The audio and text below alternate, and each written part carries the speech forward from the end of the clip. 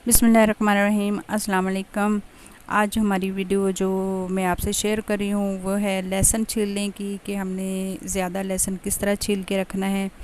तो आइए मैं आपको बताती हूँ कि ज़्यादा लहसुन को अगर हम छीलेंगे तो घंटों लग जाते हैं, और ये काम मिनटों में जब हो जाए तो क्यों ना हम वो तरीका इस्तेमाल करें। तो मैं आपको बहुत इजी तरीके से लहसुन छीलने की वीडियो आपसे शेयर कर रही हूँ। आगे बकरा ईद भी आ रही है और लहसुन की भी ज़रूरत पड़ती है, तो ज़्यादा लहसुन छील के रखें। ये देखिए, मैंने देसी लहसुन मंगवाया। देसी लहसुन बहुत ज़बरदस्त होता है खुशबू में और जायके में भी। इसको सारे को मैंने ये कलियाँ अलग करके एक दिन ऐसे ही पड़ा रहने दिया है, जैसे धूप में रख के ना इसको सुखा लिया है थोड़ी देर के लिए। अब एक मज़बूत कपड़ा लूँगी, जो मज़बूत कपड़ा जैसे जीन्स वगैरह या तकिए का पिल्लू वगैरह कवर वगैरह हो, जो मोटा कपड़ा हो, उसमें डाल दें। और उसमें 3 चम्मच मैंने खाने वाले डाल दिए हैं नमक के, और 3 चम्मच ही मैंने खाने वाले डाल दिए हैं मैं आटे के। मैं मजबूती से ऊपर से बांध के और ज़मीन पर इसको पटकूँगी। वो वीडियो मुझसे मिस हो गई है। ये मैं आपको टेबल पे थोड़ा सा मार के दिखा रही हूँ कि किस तरह इसको नीचे पटकना है। तकरीबन 8-10 मरतबा आप इसको पटकेंगे और इसको इस तरह हाथों से मसलेंगे तो इंशाल्लाह ये लहसुन तकरीबन सारा छिल जाता है और बहुत अच्छे तरीके से हमें इतनी मेहनत भी नहीं करनी पड़ती और सारा लहसुन भी छिल जाता है।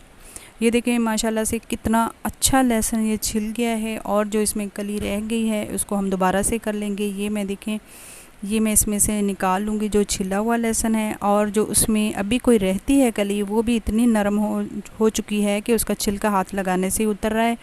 तो उसको मैं दोबारा से ज़मीन पर पटकूँगी। ज़्यादा लहसुन था, 1 किलो मैंने डाल के, आप वीडियो ज़्यादा लंबी हो जानी थी इसलिए वजह से मैंने 1 किलो ही डाल के किया है। आप आधा किलो या 1 पाव कपड़े के थैले में डाल के उसको ज़ोर ज़ोर से ज़मीन पर 8-10 मरतबा ही मारेंगे तो इंशाल्लाह वो सारा खुल जाएगा।